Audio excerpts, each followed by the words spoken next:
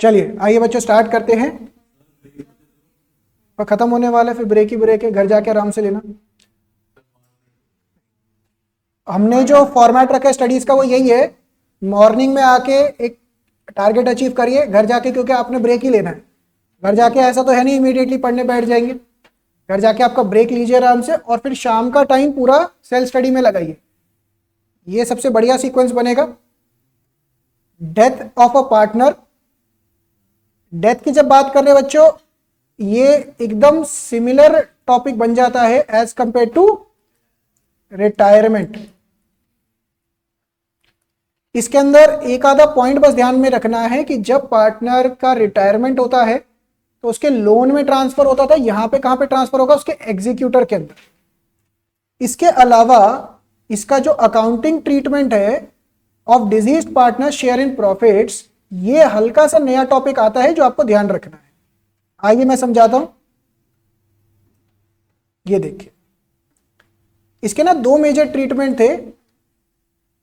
एक तो जब हम यहां पे बात कर रहे हैं, क्या बात कर रहे हैं कि भाई एक पार्टनर है,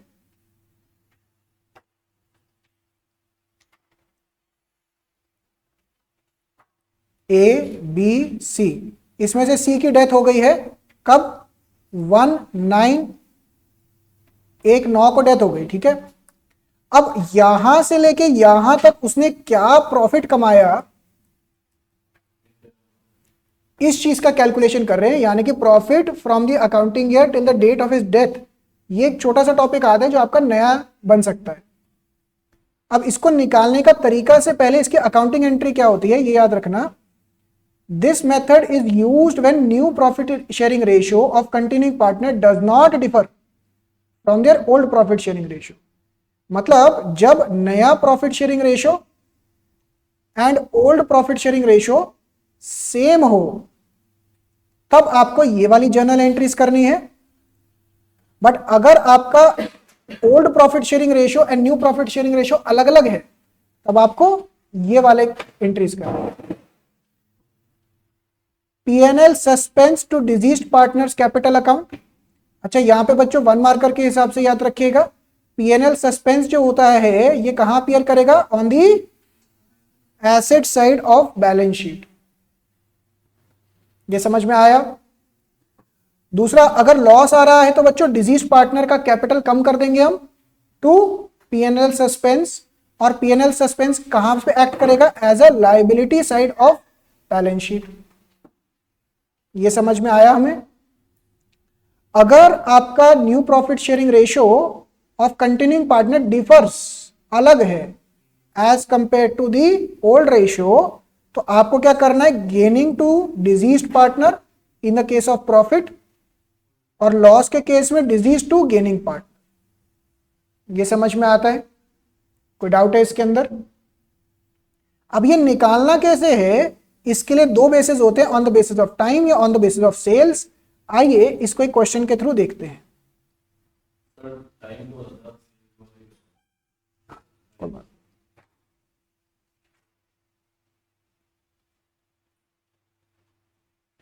ये वाला क्वेश्चन बढ़िया लग रहा है।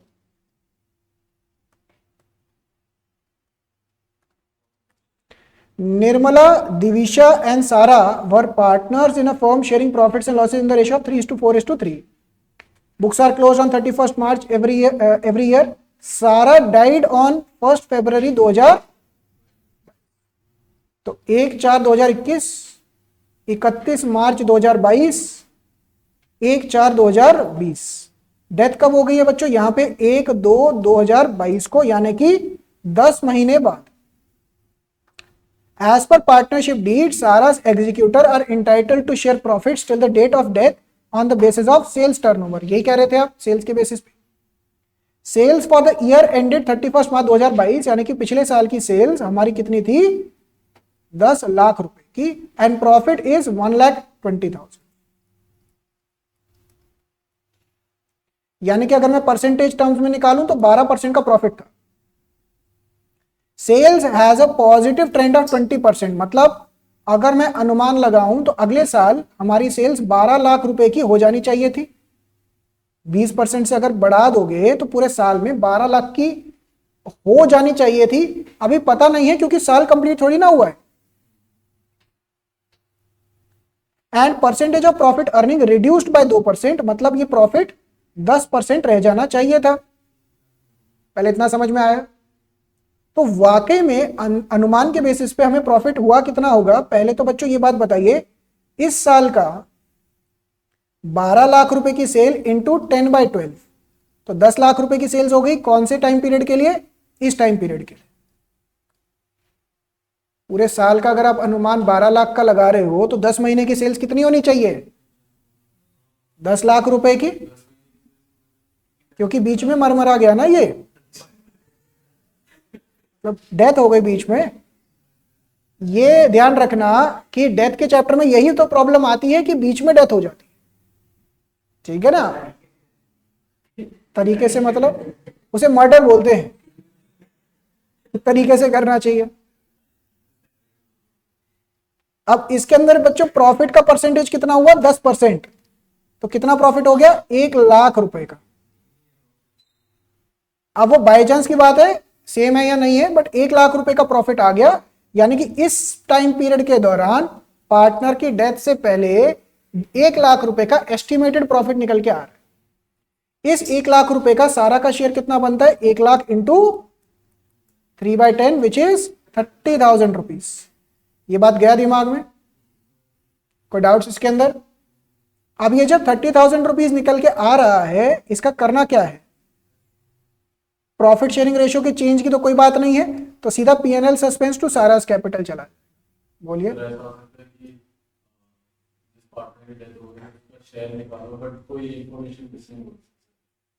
इस वाले केस में तो मैंने ऐसा नहीं देखा। ये हो सकता है कि ये गिवन हो और रिवर्स कैलकुलेशन करके निकालना पड़े, तो वही हो सकता है ज्यादा। अब जैसे ये एक और क्वेश्चन है, इसको आप कर लीजिएगा, लॉस का केस है, उल्टा हो जाएगा। अब बच्चों इसके अंदर अगला टॉपिक आता है अमाउंट ड्यू टू, इसके अंदर और कुछ नोट्स में मेंशन नहीं है, amount due to the partner, deceased partner. तो जितना भी क्रेडिट वाली आइटम्स है सारी इधर चले गई, जितना भी डेबिट वाली आइटम है सारा इधर चला गया, और बैलेंसिंग फिगर डिजीज्ड पार्टनर के एग्जीक्यूटर अकाउंट में ट्रांसफर हो जाता है। अब यहां पे ना एक बच्चे का डाउट आया था कि सर वो जो बीच में प्रोपोर्शनेट पेमेंट वाला था वो एक देख लेते हैं। तो मैंने इसके लिए एक इलस्ट्रेशन ढूंढा था अभी, इलस्ट्रेशन नंबर 17।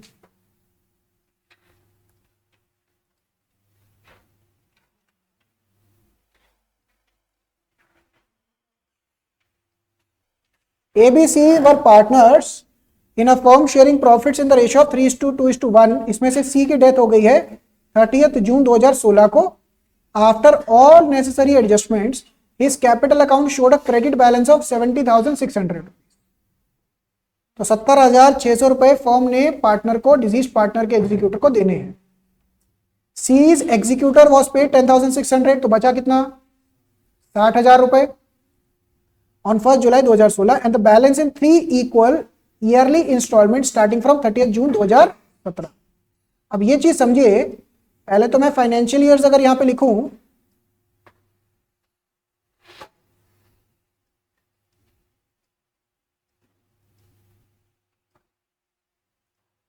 एक 4/2016, 31 मार्च 2017, 31 मार्च 2018, 31 मार्च 2019, 31 मार्च 2020। अब यहां पे 60,000 रुपए का पेमेंट 30 जून से शुरू करना है। जून मतलब 6th मंथ। पहला इंस्टॉलमेंट यहां जाएगा 30/6/2017, 20,000 रुपए का। फिर दूसरा इंस्टॉलमेंट जाएगा यहां पे 30/6/2018। फिर अगला इंस्टॉलमेंट जाएगा यहां, लास्ट इंस्टॉलमेंट 30/6/2019। क्या ये बात समझ में आता है हमें? कोई डाउट है इसके अंदर? क्लियर है ये बात? यही पूछ रहे थे ना। अब यहां पे देखिए बच्चों, एंट्री आपको वही 3 करनी होती है। 70,600 का आया, 10,600 पे कर दिया, तो 60,000 का कैपिटल बचा। एंट्री क्या क्या है? पहला इंटरेस्ट का एंट्री, दूसरा इंस्टॉलमेंट का एंट्री, फिर तीसरा बैलेंस। इसमें प्रॉब्लम क्या आ गया है कि ये जो 6 साल का इंटरेस्ट पे करना है ना, बीच में क्या हो रहा है, क्लोजिंग हो रहा है। तो आपको इंटरेस्ट को 2 पीरियड्स में डिवाइड कर देना है, 9 मंथ्स एंड 3 मंथ्स। इंटरेस्ट का अमाउंट कितना था, 10%। तो मुझे ये बात बताओ, टोटल आउटस्टैंडिंग कितना था मेरा, 60,000 रुपीज। 60,000 मल्टीप्लाइड बाय 10%, 6,000 रुपए हो गया। अब इसको हमें 9:3 के रेशियो में डिस्ट्रीब्यूट करना है for the purpose of accounting. Interest हमारी जेब से 6,000 ही जा रहा है, इसको 2 हिस्सों में डिवाइड कर दिया। अगर आप अकाउंटिंग के पर्पस से देखेंगे, ये देखिए 4,500 ऊपर चला गया और 1,500 नीचे चला गया। जो हम इंस्टॉलमेंट पे करेंगे बच्चों, वो कितने की करेंगे, 26,000 की ही करेंगे। हम इंस्टॉलमेंट 26,000 की ही पे कर रहे हैं। बस अकाउंटिंग पर्पस से ये बात आ जाती है कि आपका इंटरेस्ट का 2 पार्ट्स में स्प्लिट हो जाता है और कुछ भी चेंज नहीं है। क्या ये बात समझ में आती है, क्लियर है ये बात? नेक्स्ट, तो यहां पे देखिए 4,500 1,500 चला गया, फिर इसका बैलेंसिंग फिगर निकाल के ये बैलेंसिंग फिगर नीचे भेजा हमने, 1,500 उसके अंदर जोड़ा, इंस्टॉलमेंट पे कर दिया। अब आउटस्टैंडिंग अमाउंट कितना रह गया, 40,000 रुपीज। जा रहा है दिमाग में या मैं ऊपर ऊपर ना ऐसा करता हूं, लिख ही देता हूं। आउटस्टैंडिंग अमाउंट यहां पे था 60,000, अब मैंने 20,000 का पेमेंट कर दूंगा तो 40,000 रह जाएगा, यहां पे 20,000 रुपए और दे दूंगा तो 20,000 रह जाएगा, और यहां पे आउटस्टैंडिंग अमाउंट 0 हो जाएगा। ये समझ में आता है? नेक्स्ट, अब अगले साल क्या होगा, टोटल इंटरेस्ट कितना रह जाएगा बच्चों, 40,000 का 10% 4,000। बात क्या आ रही है, इसको 2 पार्ट्स में स्प्लिट करना है, 9 मंथ्स एंड 3 मंथ्स, क्योंकि इनका इंस्टॉलमेंट का पैटर्न ही ऐसा बन रहा है। इंस्टॉलमेंट का पैटर्न ही ऐसा बन रहा है ना कि भाई आपकी इनकी डेथ हो गई थी यहां पे, तो 3 महीने बाद हुई, तो मैंने आपके लेवल पे ऐसा देखा नहीं कि इसके अलावा कोई पैटर्न ले रहे हूं। ज्यादा से ज्यादा 6:6 ले लेंगे, या तो 3:9 या 6:6, वैसे हो तो कुछ भी सकता है पैटर्न। लॉजिक जा रहा है दिमाग में? तो इस 4,000 रुपए का ही पेमेंट होगा बच्चों। देखिएगा 3,000 रुपए ऊपर गया और 1,000 रुपए नीचे गया। ये समझ में आ रहा है अभी? इसमें 4,000 रुपए ऐड करें तो टोटल किस्त कितने की बन गई, 24,000 रुपए की, और ये 24,000 रुपए का हमने पेमेंट करके काम खत्म। अब मेरा आउटस्टैंडिंग अमाउंट कितना रह गया है, 20,000 रुपए का। तो अगला इंटरेस्ट कितना निकलेगा, 2,000 रुपए। अगेन 9:3, 9:3, 1,500, 500, और आखिरी किस्त 22,000 की पे करके अकाउंट क्लोज। तो हो वही रहा है, बस अकाउंटिंग करते वक्त थोड़ा सा एक्स्ट्रा दिमाग खर्चा होगा इसमें। इस चैप्टर में अदरवाइज एग्जीक्यूटर के अलावा कुछ भी नया टॉपिक नहीं है। एक सेक्शन 37 और है, इसको भी डिस्कस कर ही लेते हैं। सेक्शन 37 क्या बोलता है, इंडियन पार्टनरशिप एक्ट 1932 का, भैया पार्टनर की डेथ हो गई है, उसका अमाउंट ड्यू भी निकल के आ गया, आप उसको पे ही नहीं कर रहे, 6 महीने निकल गया, साल निकल गया। तो सेक्शन 37 ये बोलता है कि भैया पार्टनर को ना इंटरेस्ट मिलेगा या प्रॉफिट में हिस्सा मिलेगा। क्वेश्चन के थ्रू समझते हैं। Lal Bal Pal were partner sharing profits in the ratio of 4:3:2। इसमें से पाल की डेथ हो गई 1 जुलाई 2022 को, on which date the capitals of Lal Bal Pal after all necessary adjustment is 75, 65, 45 respectively. Lal and Bal continue to carry on the business 6 months without settling the account of Pal. Pal बेचारे की death हो गई, उसको पैसा ही नहीं दे रहे। During period of 6 months ended 31 दिसंबर 2022, यानी कि 6 महीने निकल चुके हैं। इन 6 महीने में फर्म ने 50,000 रुपए का प्रॉफिट कमाया। अब सेक्शन 37 ये बोलता है या तो इन 6 महीने के लिए जो उसका कैपिटल था, किसका, 45,000 का जो कैपिटल आउटस्टैंडिंग था, 6% का इंटरेस्ट दो, 1,350। पहला ऑप्शन समझ में आया? या ये जो आपने प्रॉफिट कमाया है इसका कुछ हिस्सा दो। अब बच्चा कहता है सर इसका प्रोपोर्शनेट कैसे करें, क्या ये 50,000 इंटू 2/9 कर दें? नहीं, वो कहते हैं यस प्रोपोर्शनेट करना है। ये जो प्रोपोर्शन करना है ना, इन द रेशियो ऑफ कैपिटल्स करना है। तो ये हो जाएगा 45,000 divided by 1,85,000, not in the ratio of PSR, in the ratio of outstanding Capitals. तो ये हो जाएगा इतना। तो ऑब्वियस ही बात है, दोनों में से जो हायर होगा वो पिक करेगा एग्जीक्यूटर। एग्जीक्यूटर को क्या लेना देना जो फॉर्म में हो रहा है, भाई हमें हायर चाहिए। क्या ये समझ में आता है? तो आप बच्चों फटाफट से ना मुझे ये वाला क्वेश्चन करके दिखाइए, इलस्ट्रेशन नंबर 17, ये लास्ट क्वेश्चन है। अच्छा, क्लोज करने से पहले 2 मिनट इधर और फोकस करिएगा। अभी जब मैंने आपको ब्रेक दे रखा था उस दौरान एक बड़ा अच्छा डाउट आया from the chapter of admission. Question number कौन सा था?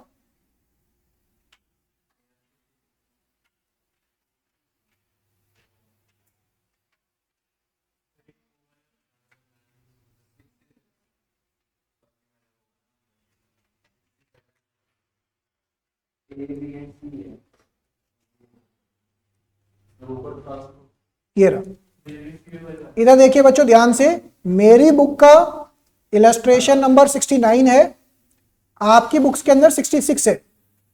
इसके अंदर मैं पूरा क्वेश्चन नहीं डिस्कस कर रहा हूं, मेन पॉइंट क्या दिक्कत का है वो डिस्कस कर रहा हूं। इधर सुनिएगा प्लीज। बच्चों बताइए, कैपिटल अकाउंट भी है और करंट अकाउंट भी है, कौन सा सिस्टम फॉलो हो रहा है?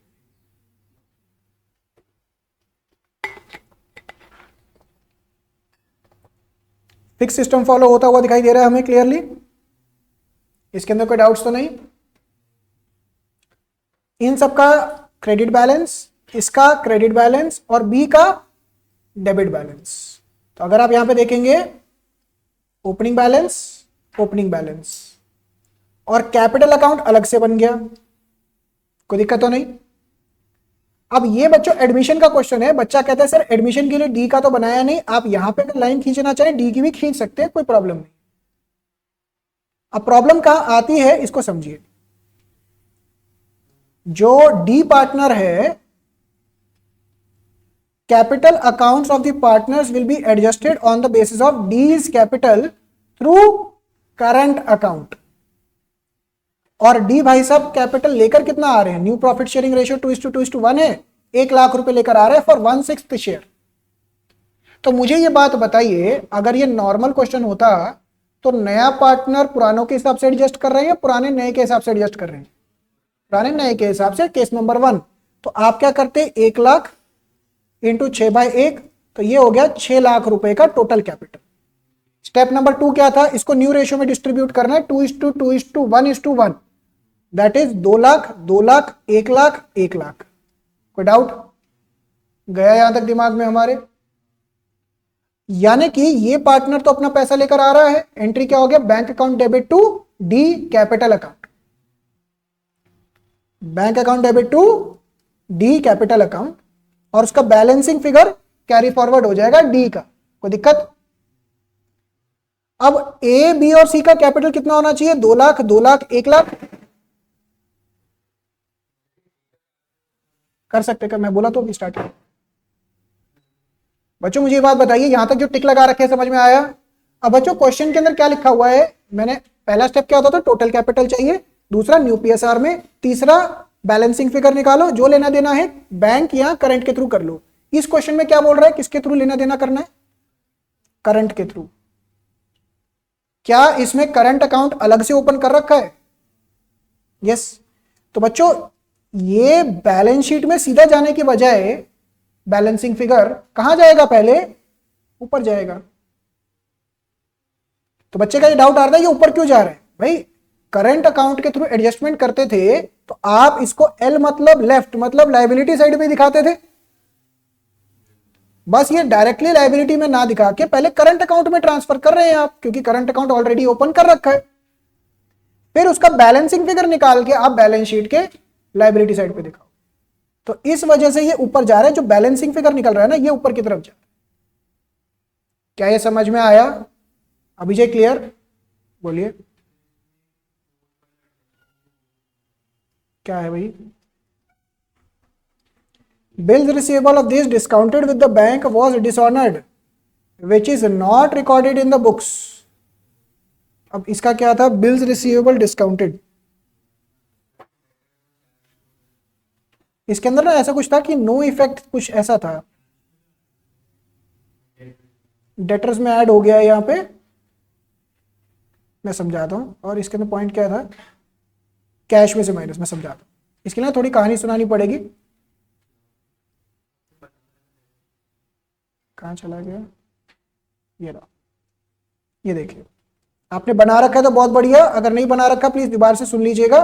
Bills receivable discounted with the bank. अब बच्चों इसके लिए ना एक चैप्टर है बिल्स ऑफ एक्सचेंज। होता क्या है समझिए, लॉजिकली पिकअप हो जाएगा। बताओ बच्चों ये कौन है, और ये उनका बेस्ट फ्रेंड सिद्धार्थ। ठीक है, अब बलराज ने सिद्धार्थ को कुछ सामान बेचा, सिद्धार्थ कह रहे मेरे पास पैसे नहीं है, तो सिद्धार्थ कहते हैं मेरे पास पैसे नहीं है बट मैं तेरे को एक कागज पे लिख के दे देता हूं कि ऐसे ऐसे, बट जो है कहानी वो यही है। तो जब एक कागज पे लिख के देते हैं तो सिद्धार्थ के लिए बिल्स पेबल हो जाते हैं और बलराज के लिए बिल्स रिसीवेबल हो जाते हैं, जो कि एक एसेट हो गया। ठीक है, अब इस पे लिखा है कि मैं सिद्धार्थ 3 महीने बाद ईमानदारी से पैसे दे दूंगा, और उसके नीचे साइन वाइन कर दिए इन्होंने अपने।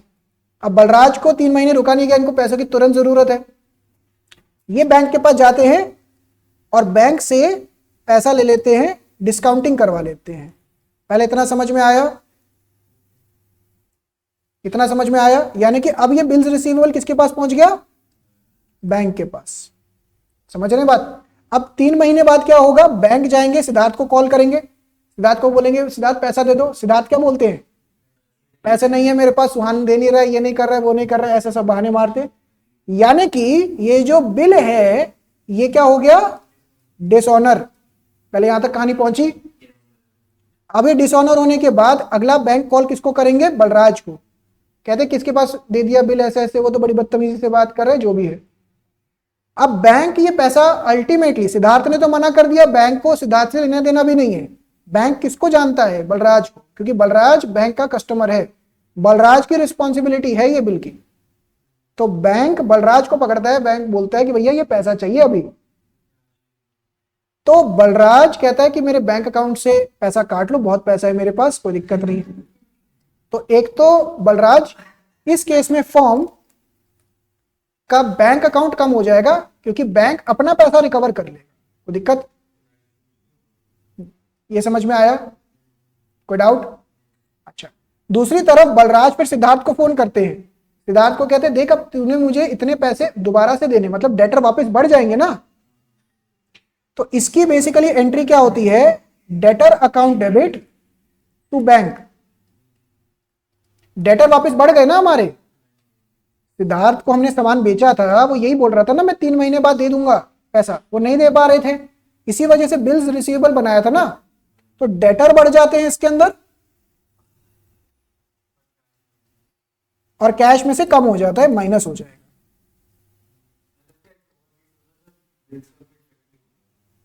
वो ना ढूंढना पड़ेगा कहां पे क्या लैंग्वेज है, उसी के हिसाब से समझा पाऊंगा। फिलहाल के लिए ये समझ में आया आपको। अगर ऐसे कोई और केसेस भी आए तो बताते जाइएगा, वो डाउट्स, अभी तो और सेशंस चलेंगे। तो फटाफट से एक तो एग्जीक्यूटर अकाउंट करना है आपका। कल का आज का घर पे टारगेट क्या है, अगेन बच्चों इसके 3 चैप्टर्स के एमसीक्यूज, जो भी इलस्ट्रेशंस है आप इसके अनसॉल्व करना चाहें, जो करना चाहें, ये 3 चैप्टर आपको कंप्लीट करने हैं आज। घर जाइएगा, ब्रेक लीजिएगा, ब्रेक लेने के बाद इस पे बैठ जाइएगा। आज का टारगेट आपका यही है। टाइम बच जाए, एक्स्ट्रा कुछ करवाना चाहे तो कर लीजिए। अगली क्लास यानी कि कल हम फिर से क्लास रखेंगे मॉर्निंग के अंदर आते ही एक तो डिसोल्यूशन कंप्लीट हो जाएगा। और मुझे बताइए बुक 2 स्टार्ट करनी है, बुक 3? 2 सही रहेगी, 3 issue of shares and issue of debentures, ये कर लेंगे एक ही बारी।